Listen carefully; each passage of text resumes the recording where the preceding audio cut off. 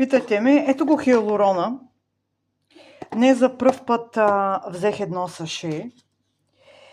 То е с кютен, с цинк и с мед.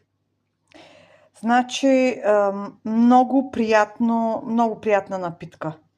Две пръстчета водичка се слага и така се разбърква се и се пие. Много приятно. Ето го колагена.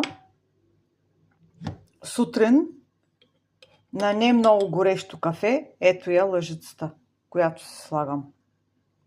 По-добре да го прехвърляте някъде, за да не отваряте и затваряте постоянно голямата кутия, понеже тя е много голяма кутия и стига за повече от 3 месеца.